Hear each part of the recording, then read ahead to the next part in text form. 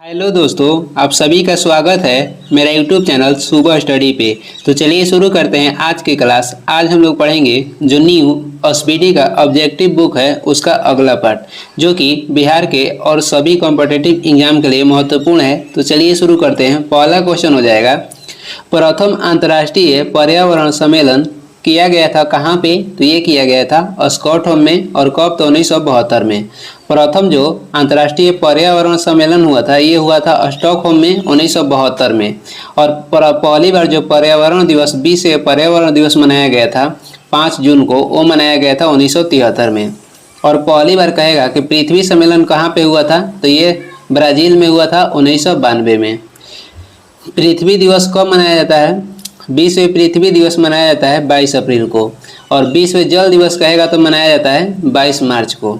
3 number हो जाएगा, विश्व ओजोन संरक्षण दिवस किस तिथि को मनाया जाता है? विश्व ओजोन संरक्षण दिवस मनाया जाता है 16 सितंबर को। और ओजोन को संरक्षण करने के लिए मॉन्ट्रियल प्रोटोकॉल 1987 में हुआ था कनाडा में। आगे देखेंगे, आगे हो जाएगा 4 नंबर क्वेश्चन है, जैविक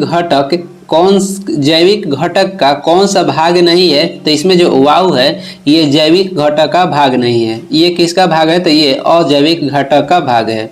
बाकी हो जाएगा उत्पादक, उपभोक्ता और अपघटक, ये सभी जैविक घटक का भाग है। 5 नंबर हो जाएगा, ओजोन परत को नष्ट कौन करता है? ओजोन परत को नष्ट करता है CFC, क्लोरोफ्लोरोकार्बन। ये फ्रिज और कूलर से निकलता है। ओजोन परत हमें सूर्य से निकलने वाली हानिकारक किरण पराबैंगनी किरण से बचाती है। आगे देखेंगे CO क्या करता है? तो CO जो हमारे शरीर में हीमोग्लोबिन है, जो कि ऑक्सीजन का परिवहन करते हैं, ये उसे ब्लॉक कर देता है, जिसमें मानव शरीर को सांस लेने में दिक्कत आती है। 6 नंबर हो जाएगा, प्रथम पृथ्वी सम्मेलन कहाँ पर की गई थी? प्रथम जो पृथ्वी सम्मेलन हुआ था मॉन्ट्रियल 1987 में कनाडा में हुआ था। और पहला विश्व पर्यावरण सम्मेलन कहेगा तो स्टॉकहोम में हुआ था 1972 में। क्योटो सम्मेलन कब हुआ? क्योटो जो सम्मेलन था ये हुआ था 1997 में। कहाँ पे? तो जापान में। और इसके तहत जो वातावरण में ग्लोबल वार्मिंग बढ़ रहा है उसे कम करने के लिए क्योटो प्रोटोकॉल किया गया था। और क्योटो प्रोटोकॉल कहेगा प्रभाव में कब आया था? तो 2005 में आया था। सम्मेलन हुआ था 1997 में और प्रभाव में आया 2005 में। आगे देखेंगे, पारा प्रदूषण से प्रभावित अंग कौन सा है? तो पारा के प्रदूषण से प्रभावित अंग हो जाएगा मस्तिष्क। और पारा के अधिकता से कहेगा कि जल में पारा के अधिकता से कौन सा रोग होता है? तो मिनी माता रोग होता है। और पहली बार मिनी माता रोग किस देश में देखा गया था? तो जापान में। राष्ट्रीय जल नीति की घोषणा कब की गई? राष्ट्रीय जल नीति की घोषणा की गई थी 2002 में। राष्ट्रीय जल नीति की घोषणा की गई थी 2002 में। और राष्ट्रीय पर्यावरण नीति की घोषणा कब की गई थी? तो 2004 में। राष्ट्रीय पर्यावरण नीति की घोषणा की गई थी 2004 में, और राष्ट्रीय जल नीति की घोषणा 2002 में की गई थी। ओजोन परत के संरक्षण से संबंधित मॉन्ट्रियल सम्मेलन कब किया गया था? 16 सितंबर 1987 में, और ये किया गया था कनाडा में। और कहेगा कि पहली बार वन नीति कब लाया गया था? तो 1988 में लाया गया था। पहली बार वन नीति 1988 में लाया गया था। और पहली बार कह रहा है कि पृथ्वी सम्मेलन कब हुआ था? ये ब्राज़ील में 1992 में हुआ था। आगे देखेंगे, आगे हो जाएगा 11 नंबर क्वेश्चन है, राष्ट्रीय वन नीति कब लागू किया गया था? राष्ट्रीय वन नीति लागू किया गया था 1988 में। बार बार क्वेश्चन रिपीट कर रहे हैं इसलिए आपको इसी वीडियो में ही याद हो जाएगा। राष्ट्रीय वन नीति लागू किया गया था 1988 में। वन एवं पर्यावरण मंत्रालय का गठन कब किया गया था? 1985 में। वन एवं पर्यावरण मंत्रालय गठन हुआ था 1985 में। और पर्यावरण संरक्षण अधिनियम लाया गया था 1986 में। ध्यान से देखिएगा, वन एवं पर्यावरण मंत्रालय का गठन 1985 में हुआ था, और पर्यावरण संरक्षण अधिनियम लाया गया था 1986 में। और राष्ट्रीय वन नीति 1988 में। और सिडबी का गठन हुआ था 1990 में। इसका मुख्यालय कहेगा तो लखनऊ हो जाएगा। 12 नंबर है, परितंत्र शब्द का प्रयोग सर्वप्रथम किसने किया था? परितंत्र शब्द का प्रयोग सर्वप्रथम किए थे एजी टांसले। परितंत्र को ही पारिस्थितिकी तंत्र कहा जाता है, और ये किए थे 1935 में। पारिस्थितिकी शब्द का पहली बार प्रयोग किए थे रीटर, कब? 1865 में। और मान्यता प्राप्त किए थे अर्नेस्ट हैकेल 1869 में। ग्रीन पीस कह रहा है कि ग्रीन हाउस गैस का पहली ग्रीन हाउस जो गैस है पहली बार उल्लेख किसने किया था? तो जोसेफ फोरियर किए थे। भोपाल के यूनियन कार्बाइड फैक्ट्री में मिथाइल आइसोसाइनेट गैस का रिसाव कब हुआ था? तो जो भोपाल में यूनियन कार्बाइड फैक्ट्री है इसमें मिथाइल आइसोसाइनेट गैस का रिसाव हुआ था 3 दिसंबर 1984 को। 3 दिसंबर 1984 को। राष्ट्रीय वन नीति लाया गया था 1988 में। पर्यावरण संरक्षण अधिनियम भारत में लागू हुआ 1986 में। और वन संरक्षण अधिनियम कब लागू किया गया था? तो 1980 में। वन संरक्षण अधिनियम 1980 में लागू किया गया था और पर्यावरण संरक्षण अधिनियम 1986 में। आगे देखेंगे 14 नंबर है सर्वाधिक अस्थायी पारिस्थितिकी कौन है? सर्वाधिक अस्थायी पारिस्थितिकी हो जाएगा महासागर। और सबसे बड़ा भी कहेगा पारिस्थितिकी कौन सा हो जाएगा? तो महासागर हो जाएगा। जैव विविधता दिवस कब मनाया जाता है? जैव विविधता दिवस मनाया जाता है 22 मई को। और विश्व जल दिवस कहेगा तो 22 मार्च को मनाया जाता है। आगे देखेंगे, आगे हो जाएगा विश्व वन दिवस कहेगा तो 21 मार्च को मनाया जाता है। पर्यावरण की कार्यात्मक इकाई क्या है? तो पर्यावरण की कार्यात्मक इकाई हो जाएगा परितंत्र। नदियों में जल प्रदूषण की माप किसके माध्यम से की जाती है? नदी में जल प्रदूषण की जो माप की जाती है तो ऑक्सीजन की घुली हुई मात्रा से की जाती है। पानी में ऑक्सीजन की घुली हुई मात्रा से की जाती है। और इसकी माप किया जाता है बायोकेमिकल ऑक्सीजन डिमांड के तहत। राष्ट्रीय जल नीति कब लाया गया था? राष्ट्रीय जल नीति लाया गया था 2002 में। आगे देखेंगे 18 नंबर हो जाएगा विश्व पर्यावरण दिवस कब मनाया जाता है? विश्व पर्यावरण दिवस मनाया जाता है 5 जून को और पहली बार मनाया गया था 1973 में पहली बार मनाया गया था। विश्व उपभोक्ता दिवस कहेगा तो 15 मार्च को मनाया जाता है और राष्ट्रीय उपभोक्ता दिवस 24 दिसंबर को मनाया जाता है। क्योटो प्रोटोकॉल कब से प्रभावी हुआ? क्योटो प्रोटोकॉल प्रभावी हुआ 2005 से। और क्योटो प्रोटोकॉल जो सम्मेलन हुआ था ये हुआ था 1997 में।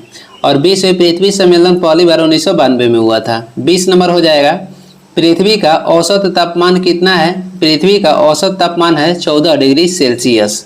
आगे देखेंगे 21 नंबर हो जाएगा निम्नलिखित में ग्लोबल वार्मिंग को प्रभावित करने वाला मुख्य कारक कौन सा है? तो ग्लोबल वार्मिंग को प्रभावित करने वाला मुख्य कारक हो जाएगा CO2। और संगमरमर से बनी इमारत को हानि कौन पहुंचा रहा है? तो ये हो जाएगा SO2। और CFC ये ओजोन परत को हानि पहुंचाता है। 22 नंबर हो जाएगा वायु प्रदूषक शीशा से प्रभावित अंग कौन सा है? तो ये हो जाएगा उदर। और टीबी कहेगा किसको प्रभावित करता है? तो फेफड़ा को। मेनिंजाइटिस जो रोग है ये मस्तिष्क को प्रभावित करता है और ल्यूकेमिया ये रक्त को प्रभावित करता है। आगे देख लेंगे 23 नंबर हो जाएगा क्योटो सम्मेलन का मुख्य उद्देश्य क्या था? तो CO2 को कम करना, यानी कि वातावरण में कार्बन डाइऑक्साइड को कम करना। और क्योटो सम्मेलन हुआ था 1997 में जापान में और ये प्रभाव में कब आया था? 2005 से। परितंत्र में ऊर्जा का मुख्य स्रोत क्या है? तो परितंत्र में ऊर्जा का मुख्य स्रोत सौर ऊर्जा है। 25 नंबर हो जाएगा प्रथम बार इकोलॉजी शब्द का प्रयोग किसने किया? यानी कि पहली बार पारिस्थितिकी शब्द का प्रयोग किसने किया था? पहली बार रीटर किए थे 1865 में और अर्नेस्ट हैकेल किए थे 1869 में। और पारिस्थितिकी तंत्र शब्द का प्रयोग 1935 में एजी टांसले किए थे। जीव विज्ञान के पिता का कौन हो जाएंगे? तो अरस्तु हो जाएंगे। आगे देखेंगे 26 नंबर है सर्वप्रथम ग्रीन हाउस गैस की संकल्पना किसने किया था? तो ये किए थे जोसेफ फोरियर ने। कब? तो 1824 में। पहली बार ग्रीन हाउस गैसों की संकल्पना किए थे जोसेफ फोरियर 1824 में। विश्व वन दिवस कब मनाई जाती है? विश्व वन दिवस मनाई जाती है 21 मार्च को। और विश्व कहेगा कि राष्ट्रीय डॉक्टर दिवस कब मनाया जाता है? तो 1 जुलाई को। और विश्व जैव विविधता दिवस 22 मई को मनाया जाता है और विश्व जल दिवस 22 मार्च को मनाया जाता है। 28 नंबर हो जाएगा विलुप्त हो रहे प्राणियों का संबंध किससे है? तो रेड डाटा बुक से। विलुप्त हो रहे प्राणियों को दर्शाया जाता है रेड डाटा बुक में। आगे देखेंगे 29 नंबर हो जाएगा 20वें जल दिवस कब मनाया जाता है? तो 22 मार्च को। और 20वें पृथ्वी दिवस 22 अप्रैल को मनाया जाता है। आगे देखेंगे, आगे हो जाएगा 30 नंबर है, भारत सरकार ने पर्यावरण संरक्षण अधिनियम कब लागू किया था? तो ये लागू किए थे 1986 में। और वन संरक्षण अधिनियम 1980 में लागू किया गया था। पहली बार पृथ्वी सम्मेलन 1992 में और भोपाल में मिथाइल आइसोसाइनेट गैस का रिसाव हुआ था 3 दिसंबर 1984 में। 31 नंबर है, 20वें पर्यावरण संरक्षण दिवस कब मनाया जाता है? 20वें पर्यावरण संरक्षण दिवस मनाया जाता है 26 नवंबर को। और 20वें पर्यावरण दिवस मनाया जाता है 5 जून को। 20वें पर्यावरण संरक्षण दिवस मनाया जाता है 26 नवंबर को। और 20वें पर्यावरण दिवस मनाया जाता है 5 जून को। 20वें टीबी दिवस कहेगा तो 24 मार्च को मनाया जाता है। और वायु सेना दिवस कहेगा तो 8 अक्टूबर को मनाया जाता है। नौ सेना दिवस 4 दिसंबर। और थल सेना दिवस कहेगा तो 15 जनवरी। आगे देखेंगे 32 नंबर हो जाएगा, पर्यावरण संरक्षण के लिए कार्य करने वाली अंतर्राष्ट्रीय एजेंसी कौन सा है? तो ये हो जाएगा ग्रीन पीस। पर्यावरण संरक्षण के लिए कार्य करने वाली अंतर्राष्ट्रीय जो एजेंसी है ये हो जाएगा green peace. World health organisation यानी कि WHO के गठन कब हुआ था? तो ये हुआ था 1948 में। और UNO संयुक्त राष्ट्र संघ के गठन हुआ था 24 अक्टूबर 1945 में। यूनेस्को का गठन हुआ था 1946 में। 33 नंबर हो जाएगा, राष्ट्रीय पर्यावरण अनुसंधान केंद्र कहाँ स्थित है? राष्ट्रीय पर्यावरण अनुसंधान केंद्र ये नागपुर में स्थित है। राष्ट्रीय विष अनुसंधान केंद्र कहेगा तो लखनऊ में है। और राष्ट्रीय रासायनिक प्रयोगशाला कहेगा तो पुणे में है। और बोस अनुसंधान केंद्र ये कोलकाता में है। राष्ट्रीय पर्यावरण नीति की घोषणा कब की गई थी? 2004 में। राष्ट्रीय पर्यावरण नीति की घोषणा 2004 में की गई।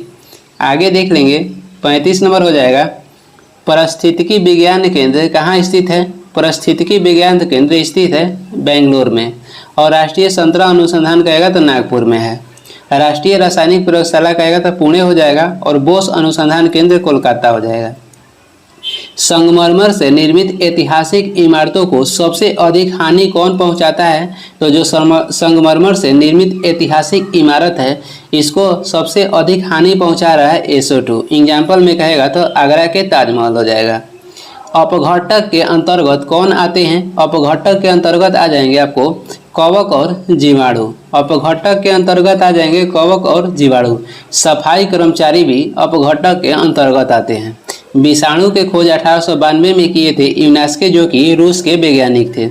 जीवाणु के खोज कहेगा तो 1776 में हुआ था और ये किए थे लीमेनहॉक। आगे देख लेंगे, ग्रीन हाउस गैस के कारक कौन नहीं है? तो ग्रीन हाउस गैस के कारक कौन नहीं है? तो ऑक्सीजन हो जाएगा। ऑक्सीजन को प्राण वायु की संज्ञा दी गई है। और इसमें ग्रीन हाउस गैस के कारक हो जाएंगे कार्बन डाइऑक्साइड, जलवाष्प और मीथेन। 20वें आर्द्र भूमि दिवस कब मनाया जाता है? 20वें आर्द्र भूमि दिवस कहेगा तो 2 फरवरी को मनाया जाता है। ऊर्जा पिरामिड सदैव कैसी होती है? तो ऊर्जा के जो पिरामिड होता है ये सदैव सीधा होता है। ऊर्जा के पिरामिड कहेगा तो ये सदैव सीधा होता है। 41 नंबर क्वेश्चन हो जाएगा, मानव जनित पर्यावरणीय प्रदूषण कहलाता है, मानव जनित पर्यावरणीय प्रदूषण कहलाता है एंथ्रोपोजेनिक। एंथ्रोपोजेनिक। जैव विघटित प्रदूषण क्या है? तो जैव विघटित प्रदूषक हो जाएगा वहित मल। एस्बेस्टस धूल से प्रभावित अंग कौन सा है? एस्बेस्टस धूल से प्रभावित अंग हो जाएगा फेफड़ा। और टीबी भी फेफड़ा को प्रभावित करता है। मेंजाइटिस कहेगा तो यह मस्तिष्क को प्रभावित करता है। और CO किसको प्रभावित करता है? वायु प्रदूषक में कार्बन मोनोऑक्साइड प्रभावित करता है रक्त को। आगे देखेंगे 44 नंबर हो जाएगा, वायु प्रदूषक जो कि CO है ये किसे प्रभावित करता है? तो ये रक्त को प्रभावित करता है। ये क्या करता है? तो ये शरीर में उपस्थित हीमोग्लोबिन को ब्लॉक कर देता है। और हीमोग्लोबिन का कार्य हमारे शरीर में ऑक्सीजन का परिवहन करना है। आगे देख लेंगे, आगे हो जाएगा, गौतम बुद्ध का जन्म कब हुआ था? गौतम बुद्ध का जन्म हुआ था 563 ईसा पूर्व में लुम्बिनी नेपाल में। और इनका मृत्यु हुआ था 483 ईसा पूर्व में।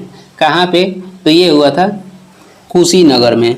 आगे देखेंगे, महावीर का जन्म हुआ था 540 ईसा पूर्व में।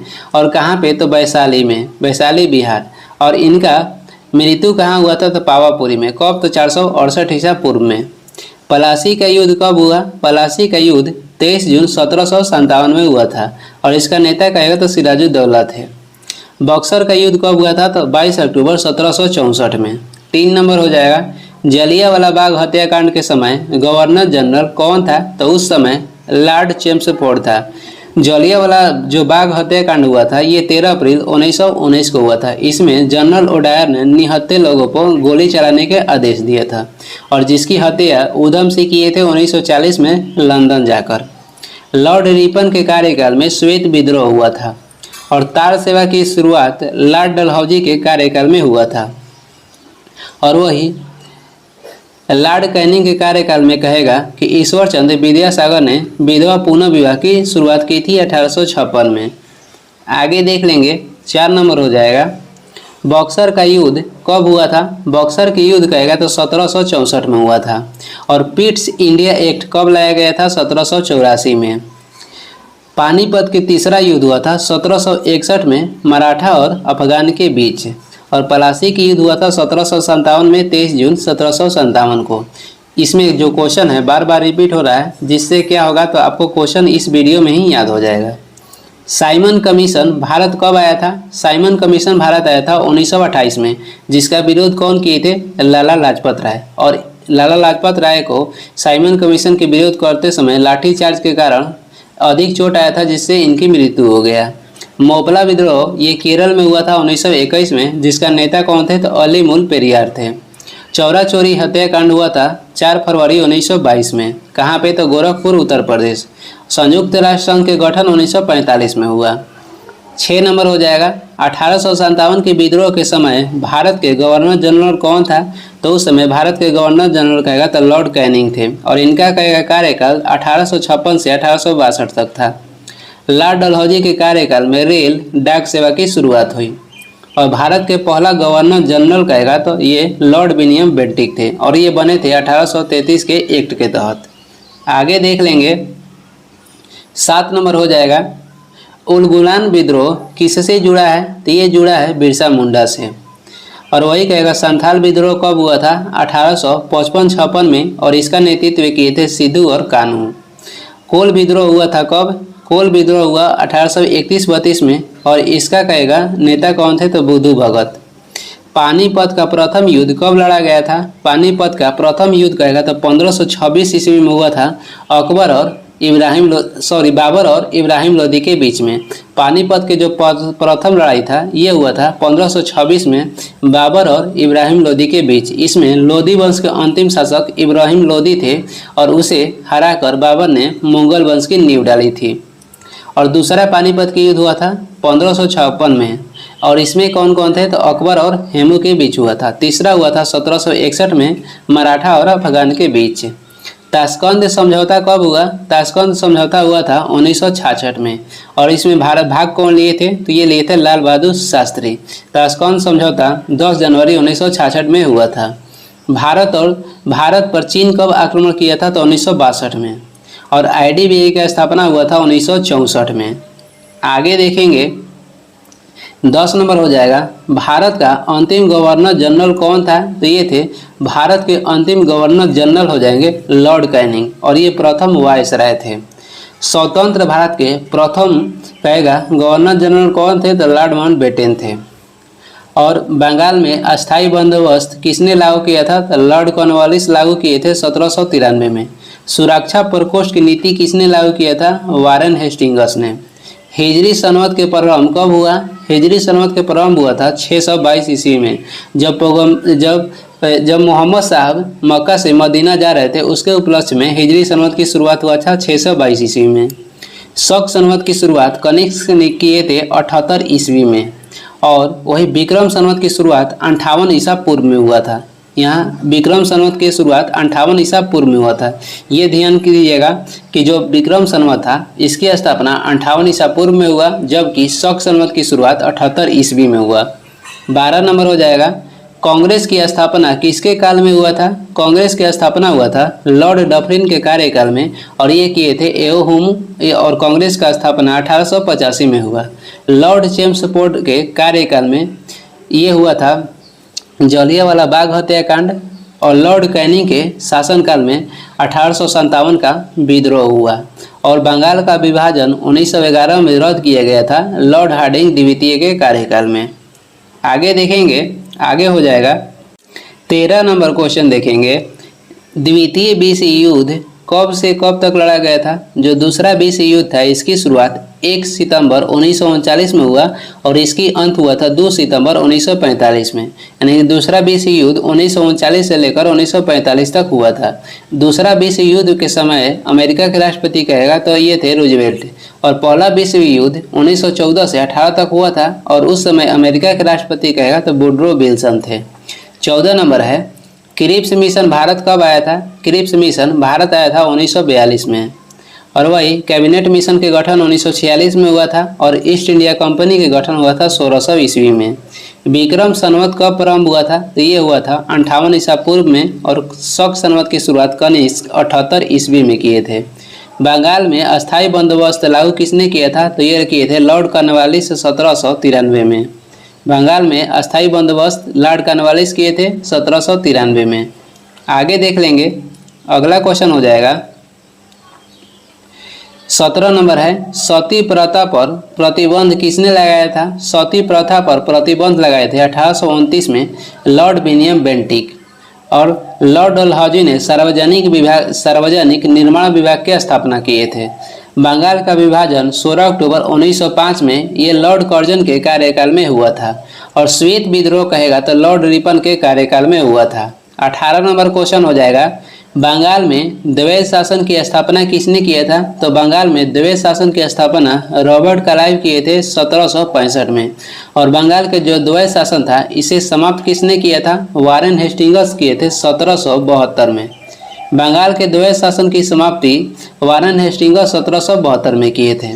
कलकत्ता में फोर्ट विलियम कॉलेज की स्थापना लॉर्ड वेलेजली की 1800 ईस्वी में। एल्बर्ट बिल का संबंध किससे है? एल्बर्ट बिल का संबंध हो जाएगा लॉर्ड रिपन से। और पहली बार कारखाना अधिनियम भी लॉर्ड रिपन के कार्यकाल में लाया गया था। फ्रांस की क्रांति कब हुई थी? फ्रांस की क्रांति हुई थी 1789 में और उस समय वहाँ के राजा कौन थे? तो लुई 16वां। बक्सर के युद्ध के बाद इलाहाबाद की संधि कब हुआ था? तो 1765 में। बक्सर के युद्ध के बाद इलाहाबाद की संधि 1765 में हुआ और पलासी के युद्ध 1757 में हुआ था। आगे देखेंगे 20 नंबर हो जाएगा कोलकाता, मद्रास, मुंबई में उच्च न्यायालय की स्थापना किसके शासनकाल में किया गया था? तो लॉर्ड कैनिंग के शासनकाल में 1862 में। वही भारत के प्रथम गवर्नर जनरल कहेगा तो लॉर्ड विलियम बेंटिक हो जाएंगे। और कहेगा वर्नाक्यूलर प्रेस एक्ट जो कि लॉर्ड लिटन 1878 में लागू किए थे उसे समाप्त किसने किया था? लॉर्ड रिपन 1882 में। 21 नंबर हो जाएगा कोलकाता में फोर्ट विलियम कॉलेज की स्थापना किसके द्वारा करवाया गया था? कोलकाता में फोर्ट विलियम कॉलेज की स्थापना लॉर्ड वेलेजली के शासनकाल में 1800 में किया गया था। सती प्रथा की अंत किसने किया था? तो विलियम बेंटिक ने। 22 नंबर हो जाएगा असहयोग आंदोलन कब शुरू हुआ था? तो ये शुरू हुआ था 1920 में, 1 अगस्त 1920 में। ली कमीशन के गठन हुआ था 1923-24 में। चंपारण आंदोलन हुआ था 1917 में और असहयोग आंदोलन को चोरा चोरी आंदोलन के कारण बंद किया गया था 1922 में। आगे देख लेंगे 23 नंबर हो जाएगा पानीपत का तीसरा युद्ध कब लड़ा गया था? जो पानीपत का तीसरा युद्ध लड़ा गया था 1761 में लड़ा गया था और मराठा और अफगान के बीच। पहला पानीपत की युद्ध हुआ था 1526 में इब्राहिम लोदी और बाबर के बीच जिसमें बाबर की विजय हुई थी। और दूसरा हुआ था अकबर और हेमू के बीच में। 24 नंबर हो जाएगा बंगाल का प्रथम गवर्नर जनरल कौन था? बंगाल के प्रथम गवर्नर जनरल कहेगा तो वारेन हेस्टिंग्स थे। और बंगाल के प्रथम गवर्नर कहेगा तो ये थे रॉबर्ट क्लाइव। और भारत के प्रथम गवर्नर जनरल कहेगा तो लॉर्ड विलियम बेंटिक हो जाएंगे। अब से देखते हैं बंगाल के प्रथम गवर्नर कहेगा तो रॉबर्ट क्लाइव हो जाएगा और बंगाल के प्रथम गवर्नर जनरल कहेगा तो वारेन हेस्टिंग्स हो जाएंगे। भारत के प्रथम गवर्नर जनरल कहेंगे तो लॉर्ड विलियम बेंटिक हो जाएंगे। और भारत के प्रथम गवर्नर जनरल कहेगा तो लॉर्ड माउंटबेटन। और स्वतंत्र भारत के प्रथम गवर्नर जनरल भारतीय लगा देगा तो श्री रामगोपालचारी हो जाएंगे। 25 नंबर देखेंगे प्रथम फैक्ट्री अधिनियम किसके शासनकाल में पहली बार पारित किया गया था? प्रथम फैक्ट्री अधिनियम लाया गया था लॉर्ड रिपन के कार्यकाल में। और वर्नाक्यूलर प्रेस जो एक्ट था ये लॉर्ड लिटन लागू किए थे 1878 में, जिसे लॉर्ड रिपन 1882 में समाप्त किए थे। आगे देख लेंगे 26 नंबर क्वेश्चन हो जाएगा, रूस की क्रांति किस वर्ष हुई थी? रूस की क्रांति हुई थी 1917 में और इसके नेतृत्व किए थे BS लेनिन। फ्रांसीसी क्रांति हुआ था 1789 में। CSO के गठन हुआ था 1951 में, यानी केंद्रीय सांख्यिकी संगठन के गठन 1951 में हुआ था। बंगाल के विभाजन 1911 में रद्द किया गया। 27 नंबर है, भारत में स्थानीय स्वशासन के जनक कौन था? तो भारत में स्थानीय स्वशासन के जनक हो जाएंगे लॉर्ड रिपन। प्रथम विश्व युद्ध कब से कब तक चला था? प्रथम जो विश्व युद्ध था ये चला था 1914 से 18 तक। उस समय अमेरिका के राष्ट्रपति वुडरो विल्सन थे। और दूसरा चला था 1939 से 45 तक। उस समय अमेरिका के राष्ट्रपति रूजवेल्ट थे। आगे देखेंगे 29 नंबर हो जाएगा, बंगाल विभाजन किसके काल में हुआ था? बंगाल का विभाजन 16 अक्टूबर 1905 में लॉर्ड कर्जन के कार्यकाल में हुआ था। और बंगाल के विभाजन की रद्द किया गया था किसके काल में? तो लॉर्ड हार्डिंग द्वितीय कार्यकाल में 1911 में। लॉर्ड कैनिंग के कार्यकाल में 1857 का विद्रोह हुआ था। 30 नंबर हो जाएगा, बंगाल विभाजन रद्द किसके काल में हुआ था? तो ये हुआ था लॉर्ड हार्डिंग द्वितीय के कार्यकाल में। लॉर्ड कर्जन के शासनकाल में बंगाल का विभाजन हुआ था। 31 नंबर हो जाएगा, 1899 से 19 के मुंडा क्रांति के नेता कौन थे? जो मुंडा क्रांति हुआ था 1899 से 1900 ईस्वी तक चला था, इसके नेता कहेगा तो बिरसा मुंडा हो जाएंगे। संथाल विद्रोह के नेता कहेगा तो सिद्धू और कानू थे। और कोल विद्रोह के नेता कहेगा तो बुधू भगत थे। आगे देखेंगे अगला क्वेश्चन हो जाएगा, इसमें बार बार जो क्वेश्चन है रिपीट होते रहता है, इससे आपको क्या होगा कि जल्द ही याद हो जाएगा। 32 नंबर हो जाएगा, भारत में होम रूल लीग की स्थापना 1916 में किसके शासनकाल में किया गया था? तो ये किया गया था लॉर्ड चेम्सफोर्ड के कार्यकाल में। और होम रूल लीग की स्थापना मद्रास में किए थे एनी बेसेंट, महाराष्ट्र में कहेगा तो ये किए थे बेजी तिलक। चीन की क्रांति जो था, चीन की क्रांति कब हुआ या चीनी क्रांति कब हुआ था? तो 1911 में हुआ था। और चीन में लाल क्रांति कहेगा तो 1949 में हुआ था। 34 नंबर हो जाएगा, मुस्लिम लीग की स्थापना कब की गई थी? मुस्लिम लीग की स्थापना हुआ था 1906 में। कहाँ पे? तो ढाका में हुआ था। कहे कि मुस्लिम लीग ने मुक्ति दिवस कब मनाया था? तो मुस्लिम लीग जो था मुक्ति दिवस मनाया था 22 दिसंबर 1939 में। 22 दिसंबर 1939 में मनाया था। और वही कहेगा कि मुस्लिम लीग ने सीधे कार्रवाई दिवस कब मनाया था? 16 अगस्त 1946 में। आगे देख लेंगे 35 नंबर क्वेश्चन हो जाएगा, भारत में सहायक संधि की शुरुआत पहली बार किस अंग्रेज गवर्नर जनरल के द्वारा किया गया था? तो ये किए थे लॉर्ड वेलेजली। भारत में सहायक संधि प्रणाली के जनक कहा जाता है लॉर्ड वेलेजली को। और सहायक संधि अपनाने वाला पहला कहेगा कौन थे? तो ये थे डुपलो। वारेन हेस्टिंग्स का संबंध कहेगा तो सुरक्षा प्रकोष्ठ नीति से हो जाएगा। पानीपत का जो दूसरा युद्ध हुआ था ये हुआ था 1556 में अकबर और हेमू के बीच। तीसरा हुआ था 1761 में मराठा और अफगान के बीच। पहला हुआ था 1526 में इब्राहिम लोदी और बाबर के बीच। 37 नंबर हो जाएगा, ठगी प्रथा किसके शासनकाल में समाप्त हुई? ठगी प्रथा या सती प्रथा की समाप्त लॉर्ड विलियम बेंटिक के कार्यकाल में हुआ था। ठगी प्रथा 1830 में और सती प्रथा कहेगा था 1829 में। लॉर्ड कॉर्नवालिस ने बंगाल में अस्थायी बंदोबस्त लागू किए थे 1793 में।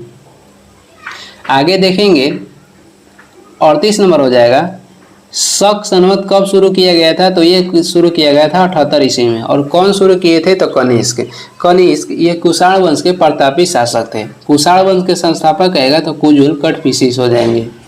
39 नंबर क्वेश्चन है, ईस्ट इंडिया कंपनी की स्थापना कब हुई थी? ईस्ट इंडिया कंपनी का स्थापना 1600 ईस्वी में हुआ था। और उस समय कौन से मुगल शासक थे? तो उस समय मुगल शासक अकबर थे। हो विद्रोह कब हुआ था? हो विद्रोह हुआ था 1820-21 में। हो विद्रोह 1820-21 में हुआ था। 41 नंबर हो जाएगा, मोपला विद्रोह या मोपला आंदोलन 1921-22 में कहाँ पे हुआ था? तो ये हुआ था मालाबार क्षेत्र केरल में, जिसका नेता कहेगा तो अलीमुल पेरियार थे। विदर्भ जो क्षेत्र है ये महाराष्ट्र में स्थित है। 42 नंबर है, भारत का प्रथम वायसराय कौन था? भारत का प्रथम वायसराय लॉर्ड कैनिंग और अंतिम गवर्नर जनरल यही थे। 43 नंबर हो जाएगा, भारत में डाक, तार तथा रेल व्यवस्था किसके काल में शुरू हुआ था? भारत में डाक, तार और रेल व्यवस्था शुरू हुआ था लॉर्ड डलहौजी के कार्यकाल में। और बंगाल का शेर कौन, अपने आप को बंगाल का शेर कौन कहते थे? तो लॉर्ड बेलेजली। आगे देख लेंगे, 44 नंबर क्वेश्चन हो जाएगा, सुरक्षा प्रकोष्ठ की नीति किससे संबंधित है? सुरक्षा प्रकोष्ठ की जो नीति है ये संबंधित है वारेन हेस्टिंग्स से। वही वारेन हेस्टिंग्स ये क्या थे? तो ये वारेन हेस्टिंग्स जो बंगाल में द्वैध शासन लागू किया गया था उसे समाप्त किए थे 1772 में। वारेन हेस्टिंग्स ने बंगाल में लागू किया गया द्वैध शासन की समाप्ति की थी 1772 में। और कहेगा इसे लागू कौन किया था? तो 1765 में लागू किए थे रॉबर्ट क्लाइव ने। 45 नंबर हो जाएगा, स्वतंत्र भारत का प्रथम गवर्नर जनरल कौन था? तो ये था लॉर्ड माउंटबेटन। स्वतंत्र भारत का प्रथम गवर्नर जनरल कौन था? Lord Mountbatten. और भारत के कहेगा प्रथम गवर्नर जनरल कौन था? तो ये लॉर्ड विलियम बेंटिक थे। स्वतंत्र भारत कहेगा तो लॉर्ड माउंटबेटन हो जाएंगे। और इसमें भारतीय लगा देगा तो सी राघुवाचारी हो जाएंगे। अपने आप को बंगाल का शेर कौन कहता था? तो ये कहे थे लॉर्ड बेलेजली। और लॉर्ड बेलेजली के कार्यकाल में फोर्ट विलियम कॉलेज की स्थापना 1800 ईस्वी में कहाँ पे हुआ था? तो कोलकाता में। लॉर्ड लिलिथियो के कार्यकाल में क्रिप्स मिशन भारत आया था। पहला जो गोलमेज सम्मेलन हुआ था ये लॉर्ड इरविन के कार्यकाल में हुआ था। पहला गोलमेज सम्मेलन लॉर्ड इरविन के कार्यकाल में हुआ था। विश्व का सबसे बड़ा द्वीप कौन सा है? विश्व का सबसे बड़ा द्वीप कहेगा तो इसमें हो जाएगा ग्रीनलैंड। और ग्रीनलैंड किस महासागर में स्थित है? तो ये आर्कटिक महासागर में स्थित है। और ग्रीनलैंड पे कहेगा किसका अधिकार है? तो ये अधिकार है डेनमार्क का। 2 नंबर हो जाएगा, क्षेत्रफल की दृष्टि से सबसे छोटा राज्य कौन सा हो जाएगा? तो क्षेत्रफल की दृष्टि से सबसे छोटा राज्य हो जाएगा गोवा राज्य। वही कहेगा जनसंख्या की दृष्टि से सबसे छोटा राज्य तो सिक्किम हो जाएगा। जनसंख्या में सबसे छोटा राज्य सिक्किम और क्षेत्रफल में हो जाएगा गोवा। आगे देखेंगे 3 नंबर है, भारत का स्विट्जरलैंड किसे कहा जाता है? भारत के स्विट्जरलैंड हो जाएगा कश्मीर। और कहेगा कि रॉक गार्डन कहाँ पे स्थित है? तो रॉक गार्डन स्थित है चंडीगढ़ में। और शांत घाटी कहेगा तो केरल में स्थित है। 4 नंबर क्वेश्चन है, प्रायद्वीपीय भारत की सबसे लंबी नदी कौन सी हो जाएगी? प्रायद्वीपीय भारत की सबसे लंबी नदी हो जाएगी गोदावरी नदी।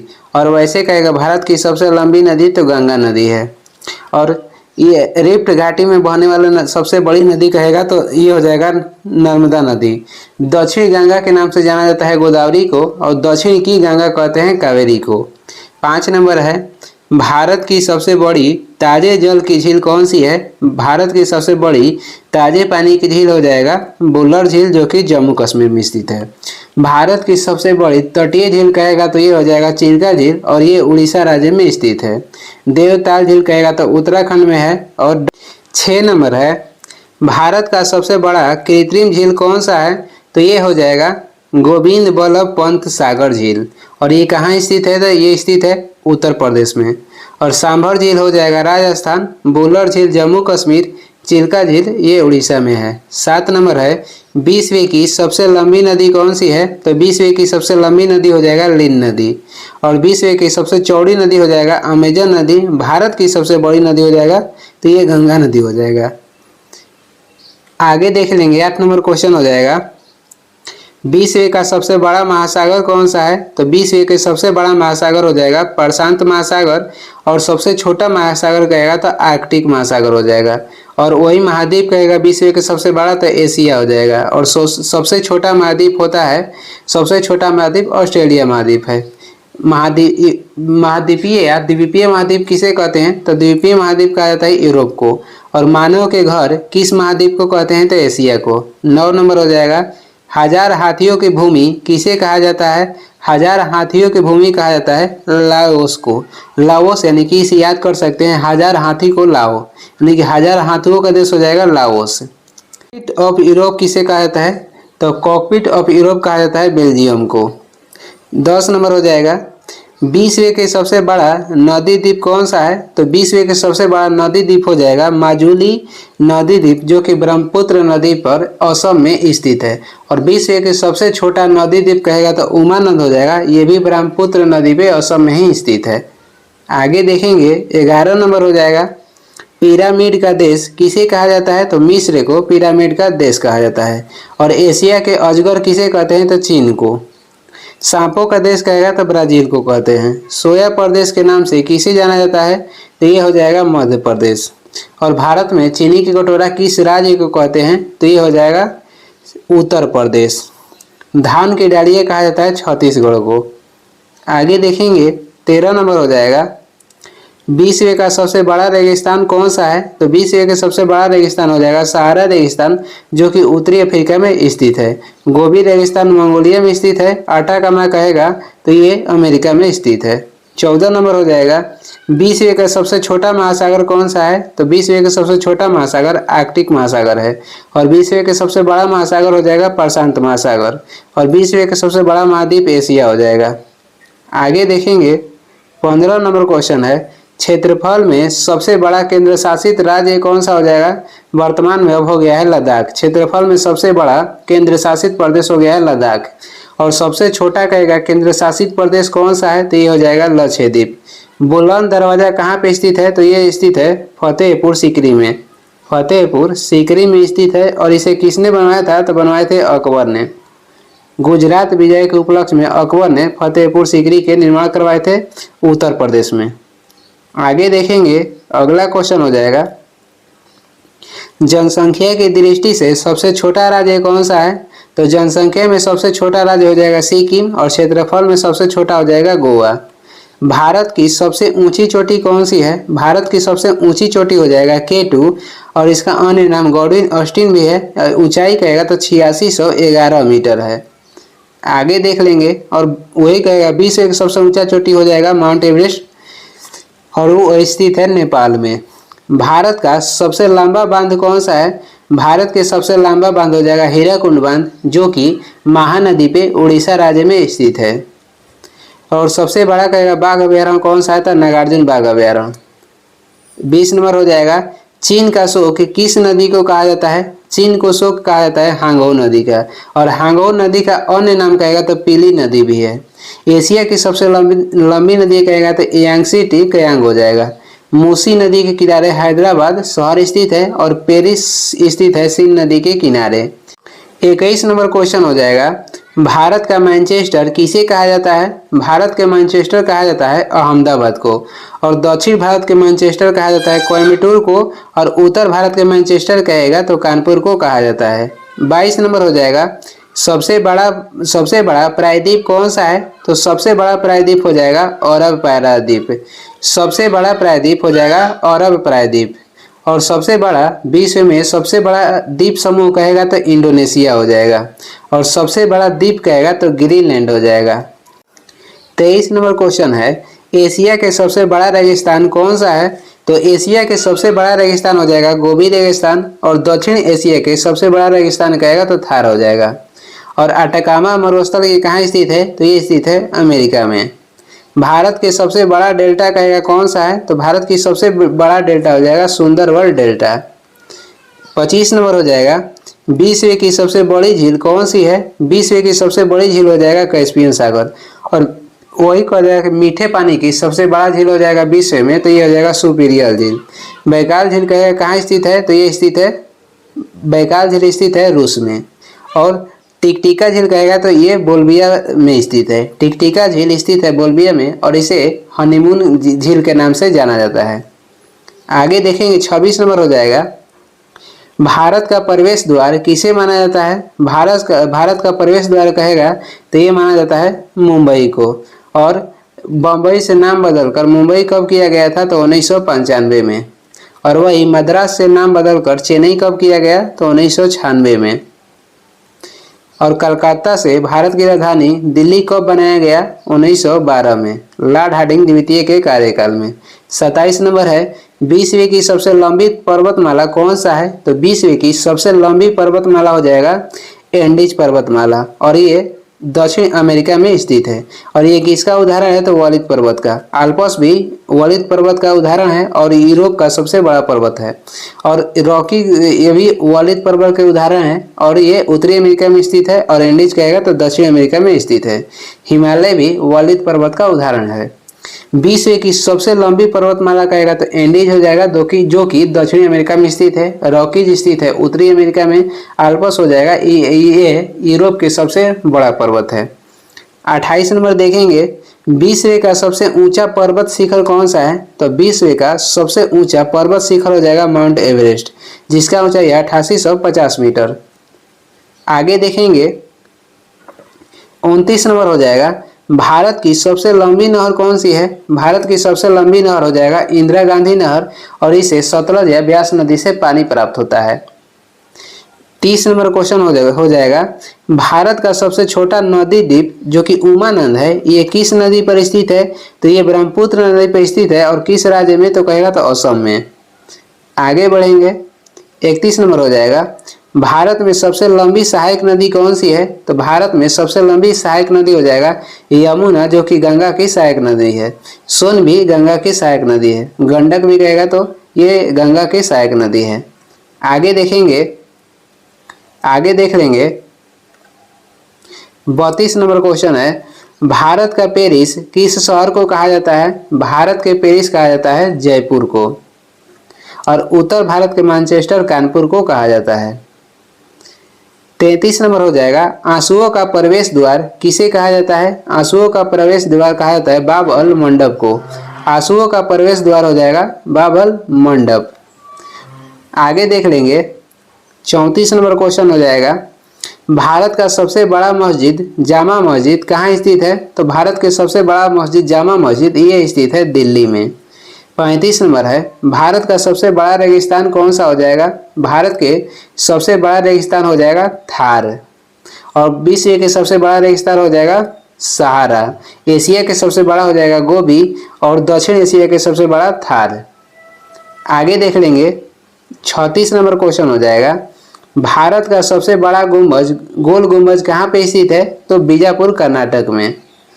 37 नंबर है, क्षेत्रफल के दृष्टिकोण से सबसे छोटा देश कौन सा है? क्षेत्रफल और जनसंख्या के दोनों के दृष्टि से सबसे छोटा देश हो जाएगा वेटिकन सिटी। और क्षेत्रफल के दृष्टि से सबसे बड़ा देश कहेगा तो रूस हो जाएगा। और जनसंख्या से सबसे बड़ा देश हो जाएगा चीन। 38 नंबर है, मध्यरात्रि के सूर्य का देश किसे कहते हैं? तो नॉर्वे को मध्यरात्रि के सूर्य का देश कहते हैं। और सर्वाधिक अम्ल वर्षा भी नॉर्वे देश में ही होता है। उगते सूर्य के देश कहा जाता है जापान को और डूबते सूर्य के देश कहते हैं इंग्लैंड यानी कि ब्रिटेन को। आगे देख लेंगे 39 नंबर हो जाएगा, हजार झीलों की भूमि किसे कहा जाता है? तो ये कहा जाता है फिनलैंड को। और उगते सूर्य के देश कहा जाता है जापान को। और सफेद हाथियों का देश किस देश को कहते हैं? तो थाईलैंड को। और वही डूबते सूर्य के देश किसे कहते हैं? तो ब्रिटेन को। 40 नंबर हो जाएगा, उगते सूर्य का देश किसे कहा जाता है? जापान को। कृषि के देश किसानों का देश किसे कहा जाता है? तो फ्रांस को। और सुंदरियों का देश भी कहेगा तो फ्रांस हो जाएगा। शांति भूमि कहा जाता है दक्षिण कोरिया को। आगे देखेंगे 41 नंबर हो जाएगा, क्षेत्रफल की दृष्टि से सबसे बड़ा राज्य कौन सा है? तो ये हो जाएगा राजस्थान। और क्षेत्रफल में सबसे छोटा राज्य कहेगा तो गोवा हो जाएगा। जनसंख्या में सबसे बड़ा राज्य उत्तर प्रदेश और जनसंख्या में सबसे छोटा राज्य सिक्किम का हो जाएगा। सर्वाधिक कहेगा कि लंबी तट रेखा वाला राज्य कौन सा है? तो गुजरात हो जाएगा। और सबसे छोटा तट रेखा वाला राज्य हो जाएगा गोवा। 42 नंबर है, भारत का सबसे ऊंचा बांध कौन सा है? तो ये हो जाएगा टिहरी बांध, जो कि भागीरथी नदी पे उत्तराखंड में स्थित है। और सबसे लंबा बांध कहेगा तो ये हीराकुंड बांध हो जाएगा, जो कि महानदी पे उड़ीसा राज्य में स्थित है। 43 नंबर हो जाएगा, विश्व का सबसे बड़ा द्वीप समूह कौन सा है? तो ये हो जाएगा इंडोनेशिया। विश्व के सबसे बड़ा द्वीप समूह इंडोनेशिया है। 44 नंबर क्वेश्चन देखेंगे, भारत में सर्वाधिक वर्षा किस स्थान पर होती है? तो ये होता है सर्वाधिक मानसीराम मेघालय में। और सबसे कम होता है लेह में। 45 नंबर हो जाएगा, सबसे कम वर्षा किस स्थान पर होती है? तो लेह में। और अधिक रहेगा तो मानसीराम मेघालय में। आगे देखेंगे 46 नंबर है, जनसंख्या की दृष्टि से सबसे बड़ा राज्य कौन सा है? तो जनसंख्या में सबसे बड़ा राज्य हो जाएगा उत्तर प्रदेश और सबसे छोटा राज्य जनसंख्या में सिक्किम हो जाएगा। भारत की सबसे लंबी नदी कौन सी है? भारत की सबसे लंबी नदी हो जाएगा गंगा नदी और विश्व की सबसे बड़ा नदी हो जाएगा नील नदी। आगे देख लेंगे, अगला क्वेश्चन हो जाएगा भारत रत्न से सम्मानित प्रथम व्यक्ति कौन थे? भारत रत्न की शुरुआत 1954 में की गई थी और प्रथम व्यक्ति कहेगा तो ये हो जाएंगे डॉक्टर सर्वपल्ली राधाकृष्णन। और इनके साथ भारत रत्न दिया गया था श्री रामकृपाचारी और सीवी रमन को।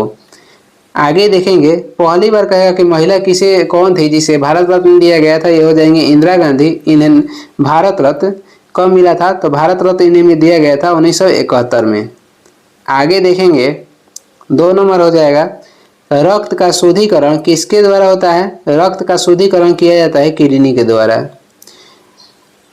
3 नंबर क्वेश्चन है पृथ्वी मिसाइल का प्रथम परीक्षण कब हुआ था? पृथ्वी मिसाइल का प्रथम परीक्षण हुआ था 1988 में। भारत में वन संरक्षण अधिनियम लाया गया था 1980 में और भारत में इंटरनेट की शुरुआत हुआ था 1995 में। और पहली बार भारत में जो परमाणु परीक्षण किया गया था 18 मई 1974 को हुआ था। और कहाँ पे? तो राजस्थान के पोखरण में। और उसका कहेगा कि कोड नाम क्या था? तो उसका कोड नाम हो जाएगा स्माइलिंग बुद्धा। आगे देखेंगे, 4 नंबर क्वेश्चन हो जाएगा मनुष्य का हृदय समान स्थिति में प्रति मिनट कितनी बार धड़कता है? तो मनुष्य की हृदय समान स्थिति में प्रति मिनट 72 बार धड़कता है। 5 नंबर है रामेन मैग्सेसे पुरस्कार किस देश के द्वारा प्रदान किया जाता है? तो ये दिया जाता है फिलीपींस के देश के द्वारा और फिलीपींस के जो पूर्व राष्ट्रपति थे उनके नाम पे दिया जाता है। आगे देखेंगे, 6 नंबर हो जाएगा सार्वधाता रक्त समूह किसे कहा जाता है? सार्वधाता रक्त समूह कहा जाता है ब्लड ग्रुप ओ को और इसमें कोई भी एंटीजन नहीं पाया जाता है। और सर्व आदाता कहेगा, सर्व आदाता हो जाएगा एबी रक्त समूह और इसमें कोई भी एंटीबॉडी नहीं पाया जाता है। कोई भी एंटीजन नहीं पाया जाता है ओ में और कोई भी एंटीबॉडी नहीं पाया जाता है एबी में। 7 नंबर हो जाएगा भारत रत्न प्राप्त करने वाले प्रथम विदेशी कौन थे? तो ये थे खान अब्दुल गफार खान और ये प्रथम विदेशी नागरिक थे जिन्हें भारत रत्न दिया गया था 1987 में। और दूसरा कहेगा तो नेल्सन मंडेला हो जाएंगे, इन्हें दिया गया था 1990 में। और नेल्सन मंडेला दिवस कब मनाया जाता है? तो 18 जुलाई को। नेल्सन मंडेला दिवस 18 जुलाई को मनाया जाता है। आगे देखेंगे, 8 नंबर क्वेश्चन हो जाएगा दागो और भूल जाओ के नाम से किस मिसाइल को जाना जाता है?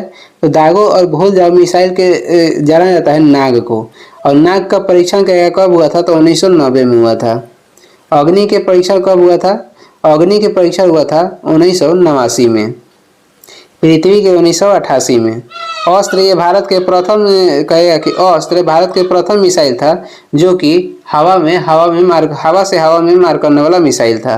9 नंबर क्वेश्चन हो जाएगा रक्त का पीएच मान कितना होता है? तो रक्त के पीएच मान होता है 7.4 और वही दूध के पीएच मान कहेगा तो 6.4 होता है। मूत्र के पीएच मान 6 होता है।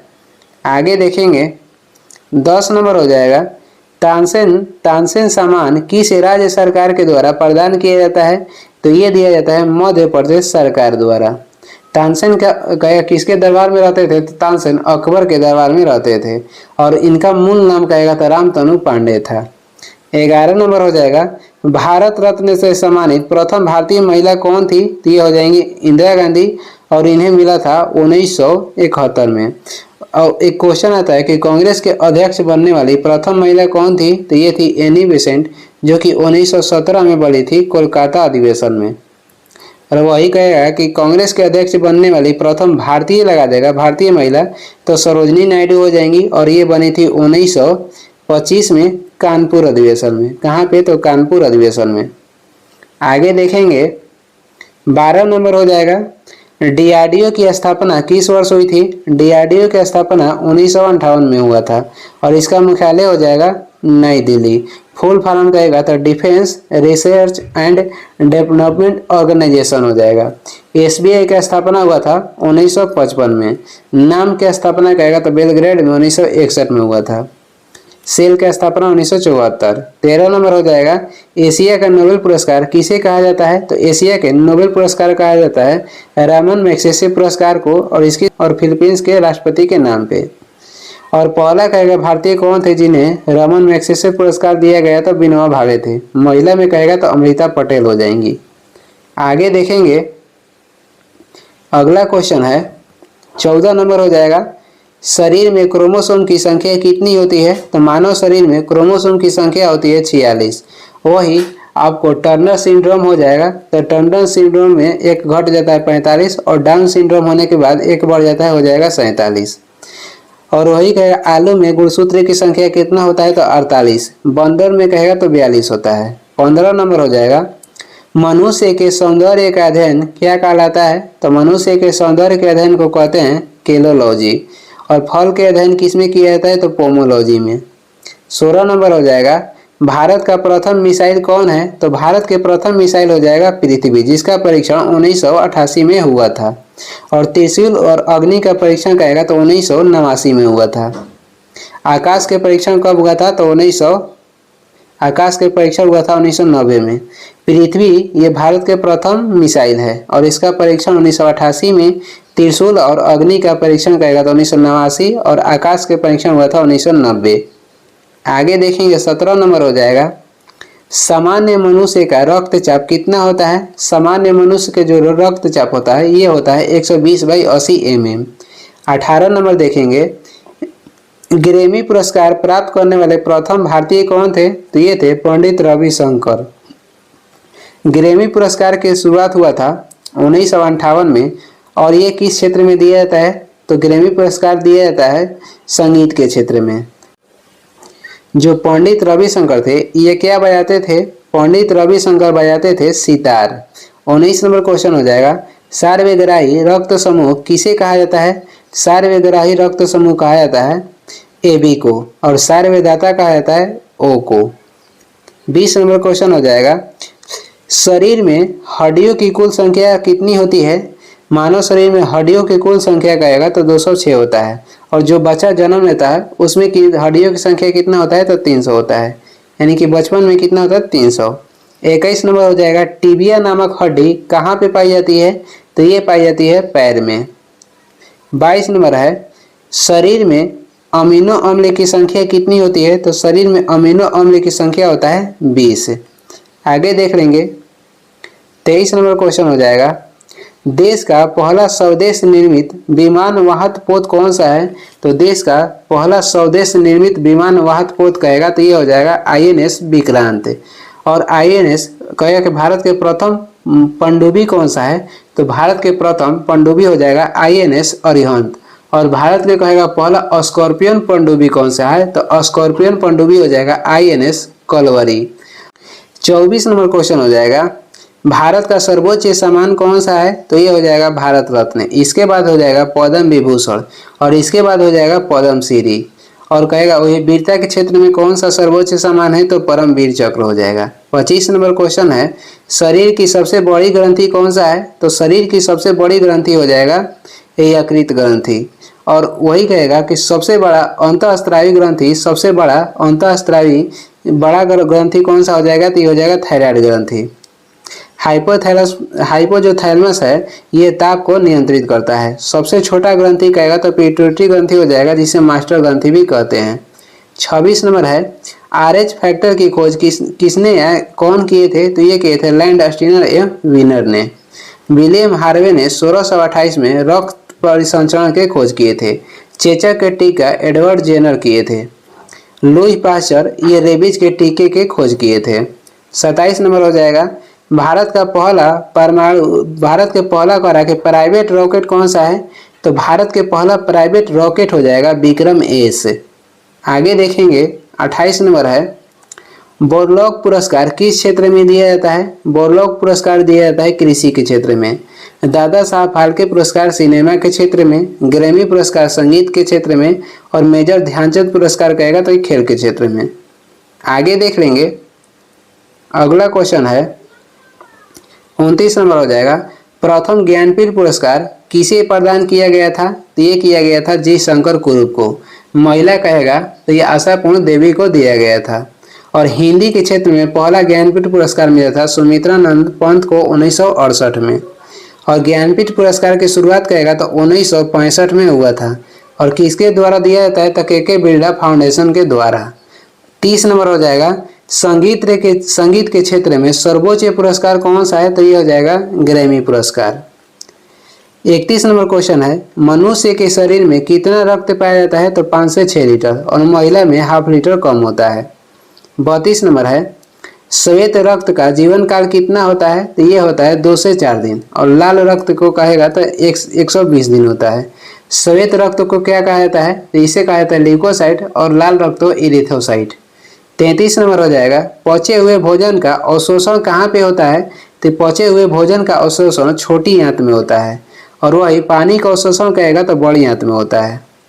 34 नंबर क्वेश्चन हो जाएगा तो कौन एक टैंक रोधी मिसाइल है तो इसमें टैंक रोधी मिसाइल हो जाएगा नाग। नाग क्या है तो एक टैंक रोधी मिसाइल है। 35 नंबर हो जाएगा ब्लड बैंक किसे कहते हैं या ब्लड बैंक कौन कहलाता है तो पलिया को ब्लड बैंक कहा जाता है। ब्लड बैंक पलिया को कहा जाता है, पलिया या तिल्ली को। मानव शरीर के सबसे बड़ा ग्रंथि हो जाएगा लीवर यानी कि यकृत। और लाल रक्त कण का निर्माण कहाँ पे होता है तो अस्थि मज्जा में। 36 नंबर क्वेश्चन हो जाएगा लार में कौन सा एंजाइम पाया जाता है तो लार में पाया जाता है टाइलिन। 37 नंबर है रक्तचाप किस यंत्र से मापा जाता है तो ये मापा जाता है स्फेग्नोमैनोमीटर से। वही वायुमंडलीय दाब मापा जाता है बैरोमीटर से। आगे देख लेंगे 38 नंबर हो जाएगा मानव शरीर का सामान्य ताप कितना होता है तो फारेनहाइट में कहेगा तो 98.6 फारेनहाइट, डिग्री सेल्सियस में हो जाएगा 37 डिग्री सेल्सियस और केल्विन में हो जाएगा 310 केल्विन। इसमें तीनों सही है।